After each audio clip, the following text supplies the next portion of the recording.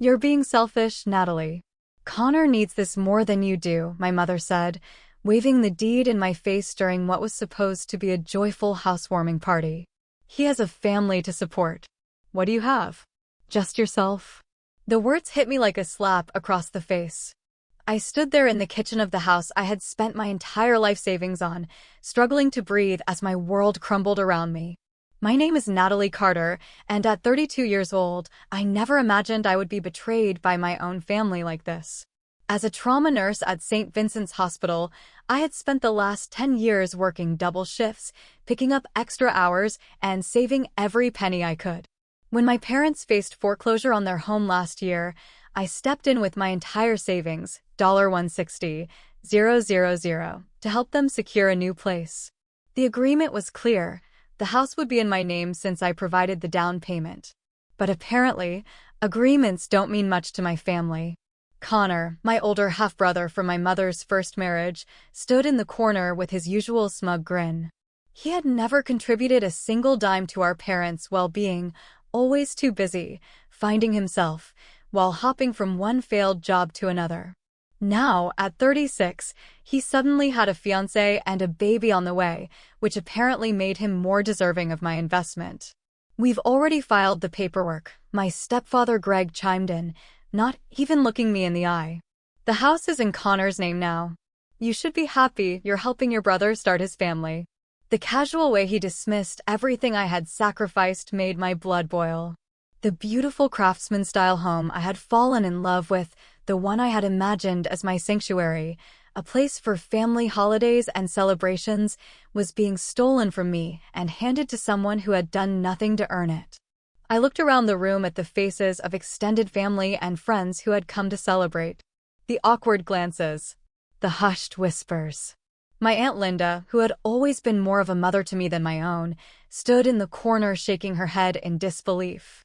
My best friend, Vanessa, who had watched me work myself to exhaustion to save that money, gripped her wine glass so tight I thought it might shatter. This isn't right, I managed to say, my voice trembling with anger and heartbreak. That money was everything I had. We had an agreement. Oh, stop being so dramatic, my mother sighed, rolling her eyes. You're a nurse. You'll save it up again. Connor needs a stable home for his child. It's not like you have anyone to provide for. And that's when something inside me snapped. Years of being the responsible one, the dependable one, the one who always sacrificed for everyone else came crashing down. As I looked at their entitled faces, I realized something chilling. They had never seen me as an equal. I was nothing more than a resource to them, a backup plan. They had no idea what I was capable of when pushed too far. Growing up, I had always known I was different from Connor in my parents' eyes. After my father passed away when I was 7, my mother remarried Greg within the year. Connor was already a golden boy in their eyes, but after that, he became the center of their universe. While I spent weekends studying and working part-time at a local pharmacy to save for college, Connor was showered with gifts, new cars, expensive clothes, and endless second chances. I put myself through nursing school, working nights as a CNA, taking out student loans that I was still paying off. Meanwhile, Connor bounced from one failed business venture to another, a coffee shop that never opened, an online store that never made a sale, a marketing job he quit after 2 weeks because it was too stressful. Every time he failed, my parents bailed him out. I watched them refinance their house 3 times to cover his mistakes, saying nothing even as I saw their retirement slipping away. When they called me 6 months ago, desperate, in tears, about to lose their home, I didn't hesitate. I had been saving for my own future, my own dream home, but I couldn't bear to see them homeless. So I gave them everything. I signed the check. I paid the down payment. I trusted them. And this was my reward. But they miscalculated one thing. I wasn't the same little girl who kept quiet, who let them walk all over me. I had fought too hard, worked too long, and sacrificed too much to let them take this from me. So I took a deep breath, steadied my shaking hands, and smiled. You know what? I said, voice calm. You're right. I don't have a family to provide for. But that also means I have nothing to lose. And with that, I walked over to the kitchen counter where I had left my purse, pulled out a folder, and tossed it onto the table. "What's this?" My mother frowned. "A fraud report," I said. "Filed with the bank. Since my name was originally on the deed, and this transfer happened without my consent, it's considered fraudulent activity." Her face went pale. "And that's not all." I turned to Connor, who suddenly didn't look so smug anymore. "I hope you didn't start packing yet, because the house, it's about to go into a legal freeze. Hope your fiancée doesn't mind staying with her parents for a while." Greg's jaw tightened. "Natalie, be reasonable." "No. You all made your choices. Now watch me make mine." I grabbed my coat and walked out. Let them figure out how to clean up their mess. I was done being the family's backup plan. And for the first time in my life, I felt free. I had spent years dreaming of a cozy bungalow by the lake, a place where I could finally put down roots. Instead, I gave them everything, thinking that maybe, just maybe, this would prove my worth to them. For weeks, we searched for houses together, and I fell in love with the Craftsman home on Oakwood Drive. The realtor worked closely with us, making sure the financing would go through. I signed all the preliminary paperwork as the owner. "You're such a blessing, sweetheart," my mother had told me then, pulling me into a tight embrace. "We'll make this work as a family." I believed her. I wanted so badly to believe her that I ignored the warning signs, the whispered phone calls with Connor, the meetings with their lawyer that I wasn't invited to, the constant delays in finalizing the paperwork. Vanessa had tried to warn me. "Natalie, get everything in writing," she said over coffee one morning, watching me carefully. "I don't trust them to do right by you." But I defended them. I told her that, yes, my parents had always favored Connor, but they wouldn't steal from me. After all, what kind of parents would do that to their own daughter? The day before the housewarming party, I had gone to HomeGoods and spent hours picking out decorations for what I thought would be my investment property. I bought fluffy white towels for the guest bathroom, cheerful throw pillows for the living room, and a welcome mat that read "Home Sweet Home." Now, standing in that kitchen, those items felt like cruel jokes, scattered around a house that had been stolen from me. Connor moved through the crowd like he'd earned any of this, laughing and showing off the place to his friends. I thought about all the nights I had worked in the ER, the holidays I had missed, the relationships I had put on hold, and the vacations I had never taken, all to save that money. They hadn't just stolen my savings. They had stolen years of my life. As the party continued, my head spun. Guests were starting to leave, offering awkward congratulations to Connor while avoiding eye contact with me.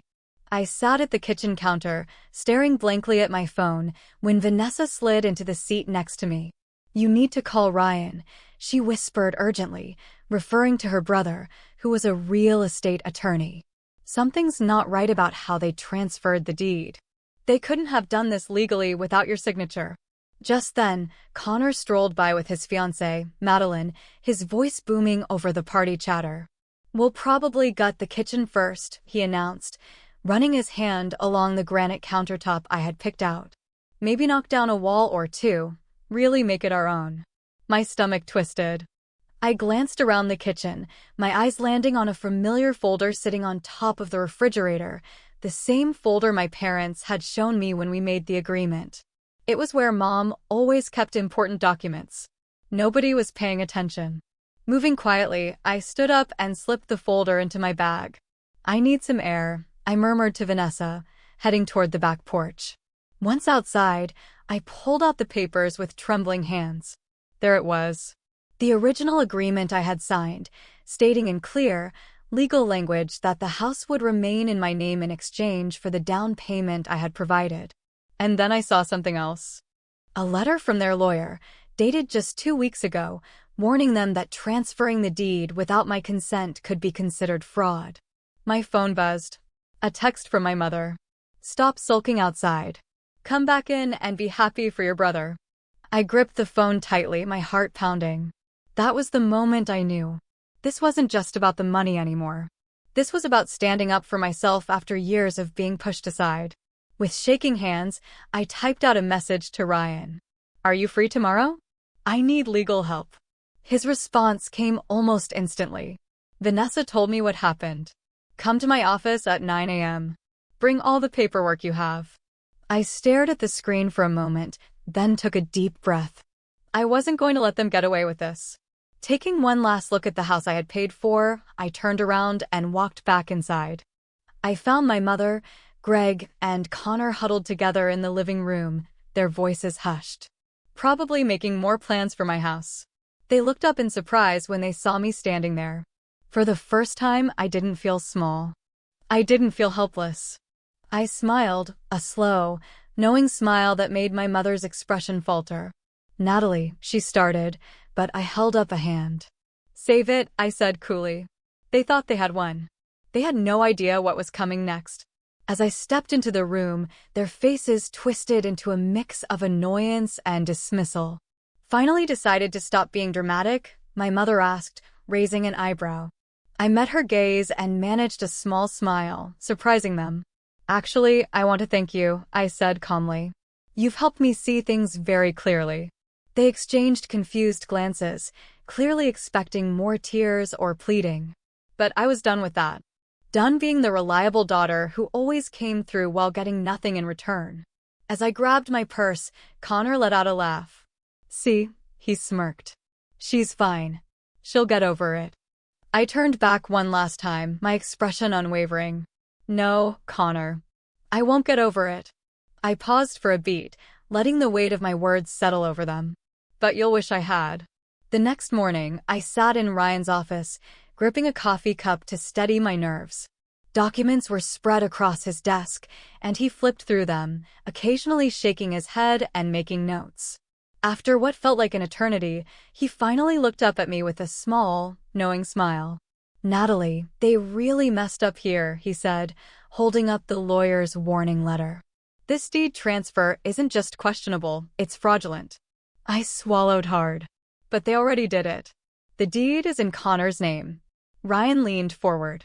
A fraudulent transfer can be reversed. You provided the down payment, signed the initial paperwork, and there's clear documentation of the agreement. They can't legally give away a house that was never theirs to begin with. His words made my heart skip a beat. What they did, he continued, flipping through more documents, could actually result in criminal charges. My breath caught. Criminal charges? Yes. This isn't just some family squabble. They stole $160,000 from you. That's grand theft. They committed fraud. And from these bank statements, it looks like they might have even forged your signature on some documents. I felt like the room was spinning. I don't want my parents to go to jail, I admitted, my voice small. Even after everything, the thought of them facing legal trouble made my stomach churn. Ryan sighed, leaning back in his chair. Listen to me, Natalie. They're counting on you to be too nice to fight back. They're hoping you'll just accept this and move on. But you have to decide, are you going to let them steal from you, or are you going to stand up for yourself? He was right.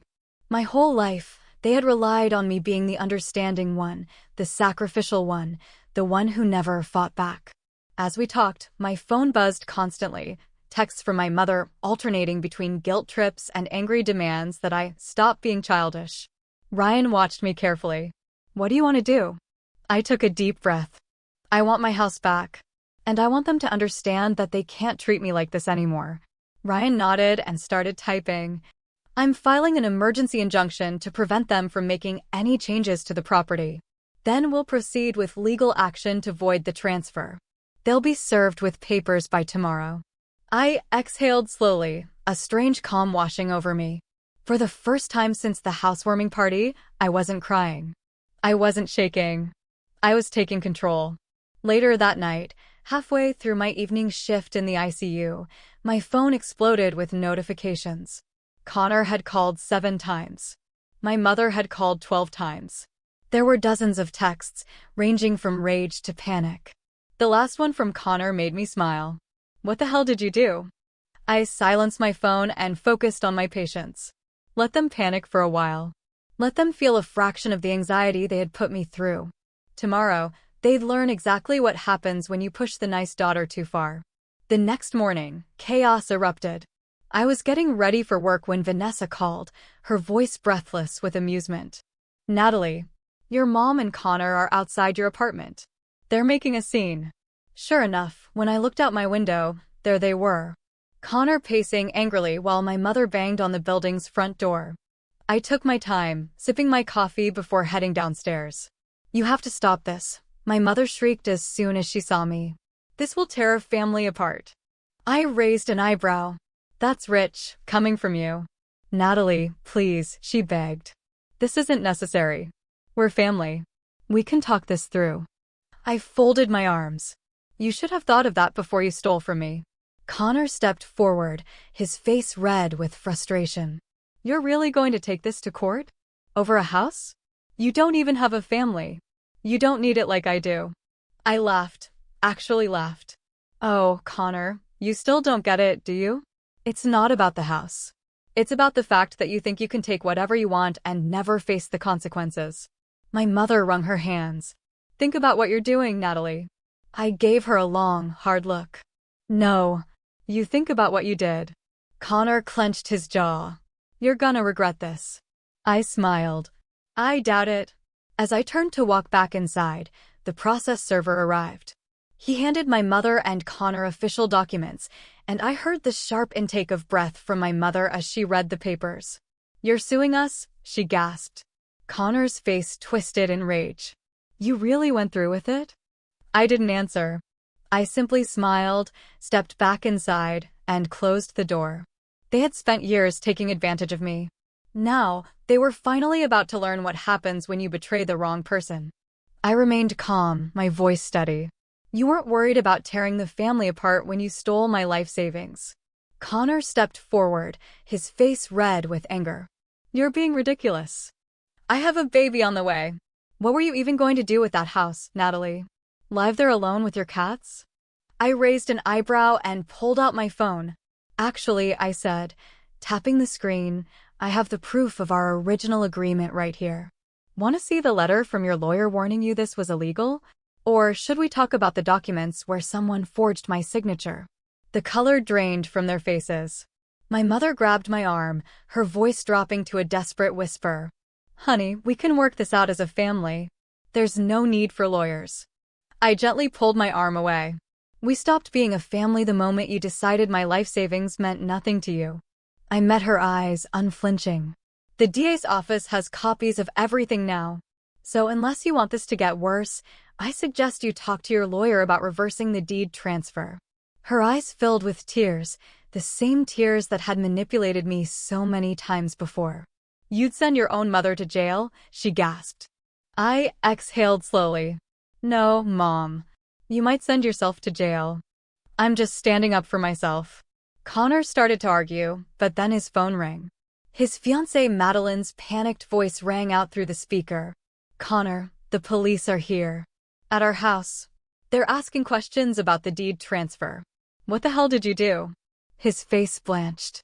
Without another word, he and my mother rushed off, panic taking over. I stood there for a moment, watching them scramble to clean up the disaster they created.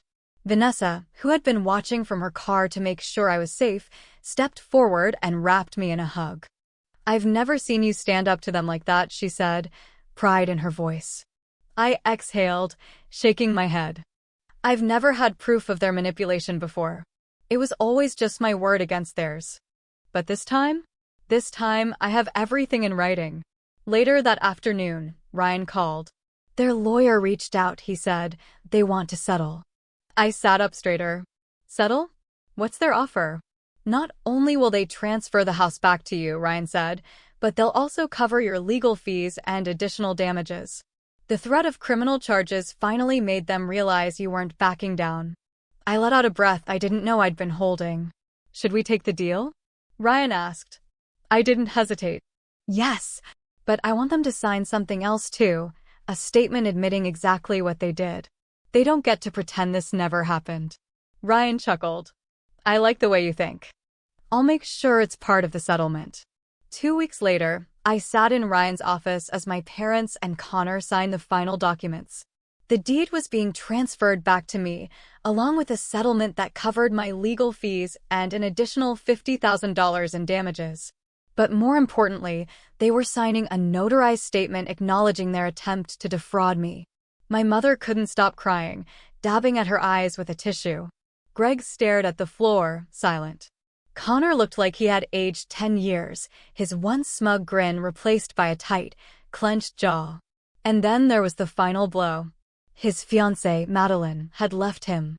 Apparently, she had discovered that Connor had been hiding their own financial troubles from her. Turns out, the house theft was just the tip of the iceberg. The notary pointed to the final page. I need all parties to sign here. One by one, they signed. When it was my turn, my hand didn't shake at all. Connor stood abruptly once the papers were signed, his anger simmering beneath the surface. I hope you're happy, he muttered bitterly. You ruined everything. I gathered the deed and met his hateful glare with a calm expression. No, Connor, I said simply. You ruined everything when you decided to steal from me. I just made it right. They filed out of the office, my mother casting one last pleading look my way.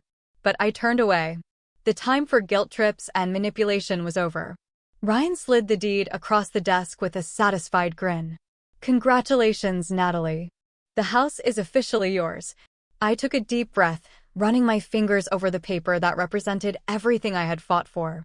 But I had one more surprise for them. Actually, I said, pulling out another set of papers, I'd like to sell it. Ryan raised an eyebrow. You sure? After everything you went through to get it back? I nodded. Yes.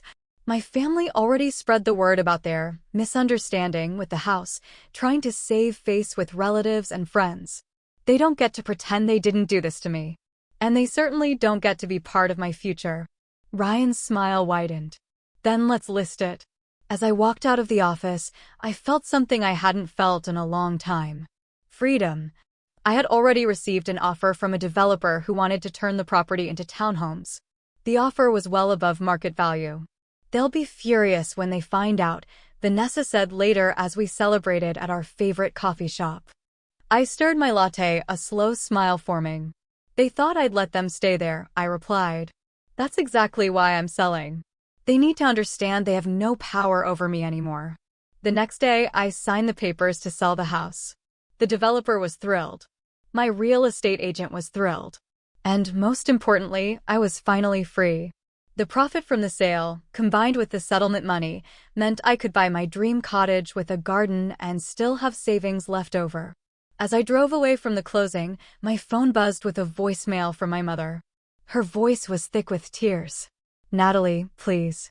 I heard about the sale. Call me back. We need to talk. I deleted it without listening to the end. Some might call it cruel. I call it boundaries. For the first time in my life, I wasn't going to set myself on fire to keep them warm. Let them figure out their own lives. I had a cottage to furnish and a garden to plant. The weeks after selling the house were transformative. I found a charming cottage just outside the city, nestled among old oak trees, with a wraparound porch and enough yard space for the garden I had always dreamed of. Vanessa helped me move in. Together, we painted the walls in soft, peaceful colors, nothing like the bold, oppressive tones my mother had always insisted were proper for a family home. My phone still lit up regularly with messages from family members. Some were angry, calling me selfish for selling the house without giving my parents a chance to figure something out. Others tried guilt trips, telling me my mother cried herself to sleep every night. But not everyone condemned me. Aunt Linda was the only one who stood by me, telling the others they should be ashamed for what they did. I ran into your mom at the grocery store, Linda told me over Sunday brunch. She was telling anyone who would listen about how ungrateful you are. I raised an eyebrow. And? Most people know the truth now, she said with a smirk. That statement you made them sign? It's making the rounds. I took a sip of my mimosa, feeling lighter than I had in years. The narrative had shifted. I was no longer the difficult daughter who wouldn't help her brother. Now, I was the hardworking nurse whose family had tried to steal from her. My mother's attempts to play the victim weren't working anymore. Meanwhile, Connor and Madeline officially separated, and he moved back in with my parents. Through the grapevine, I heard that he had finally taken a real job as a sales clerk at an electronics store. His first real job in years. Sometimes I drove past their rental house on my way to work. A modest place, nothing like the home they had tried to steal from me. It didn't bring me joy to see them struggling. But I couldn't deny it. There was justice in it. And things were looking up for me, too. Now that I wasn't drained by my family, I was finally able to focus on my career. I applied for, and got, a promotion to charge nurse. It came with better hours and a significant pay raise. My colleagues noticed the change in me. I smiled more. I stood up for myself in meetings. And I no longer accepted all the holiday shifts just because others had real families to spend time with. One evening, as I sat on my porch, watching the sunset and planning my garden, my mother's number flashed on my phone. Instead of the usual anxiety, I felt nothing but calm as I declined the call. Later, I listened to her voicemail.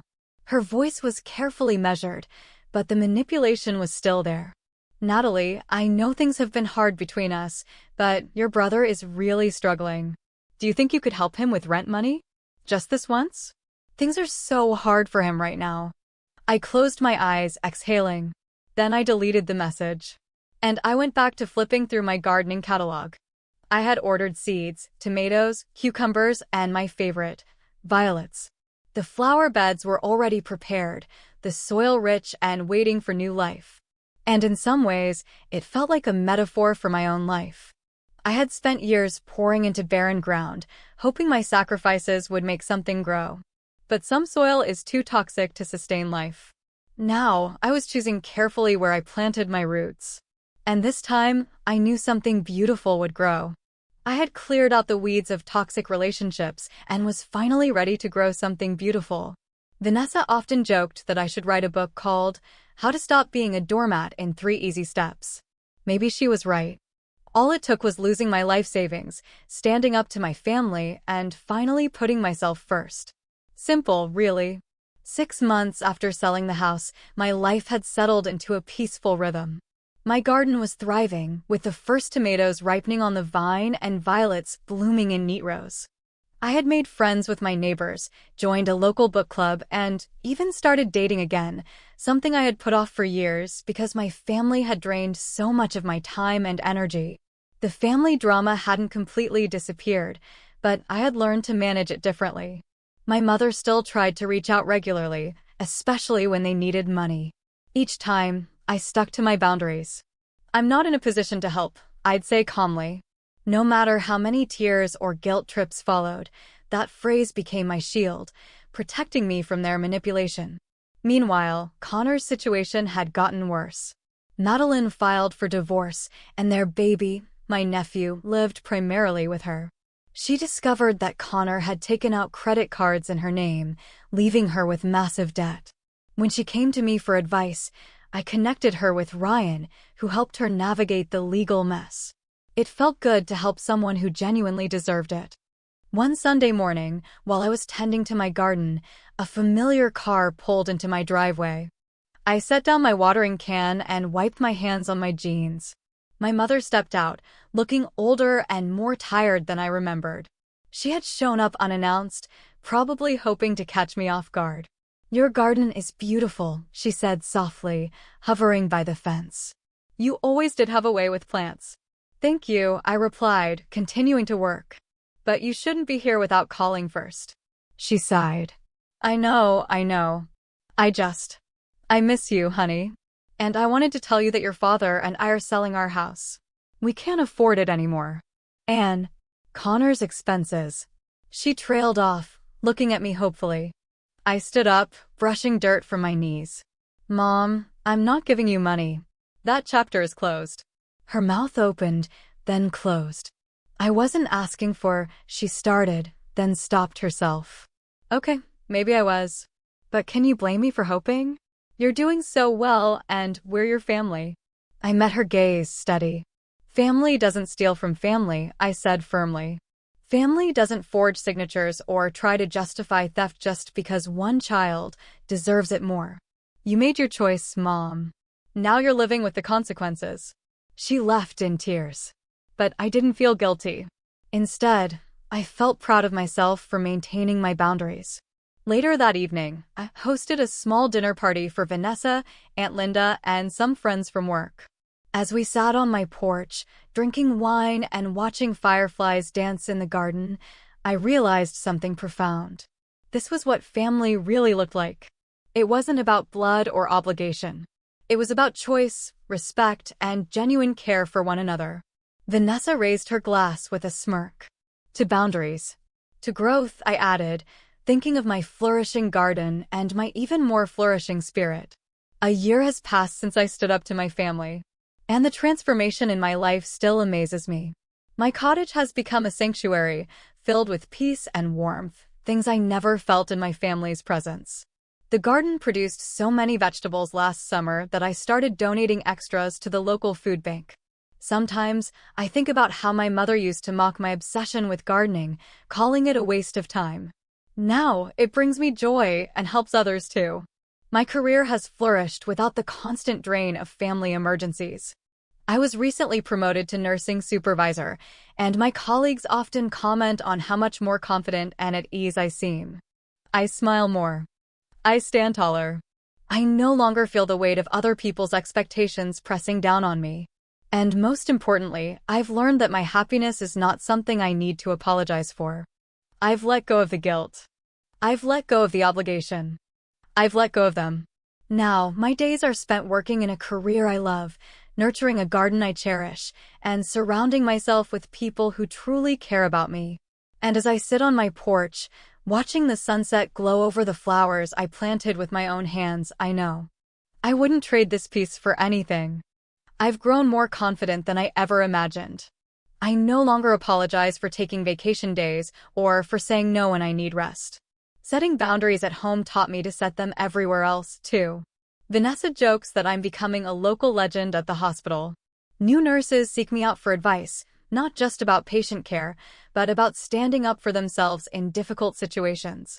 Last week, a young nurse pulled me aside, her voice hesitant but hopeful. "I just wanted to thank you," she said. "You helped me find the courage to leave an abusive relationship. If you could stand up to your whole family, I can stand up to one person." Her words stayed with me. My parents and Connor still struggle, but that's no longer my burden to bear. They made their choices, just as I made mine. Sometimes, the kindest thing you can do, for others and for yourself, is to let them face the consequences of their actions. It's not about revenge anymore. It's about growth. It's about self-respect. The money they stole was just money.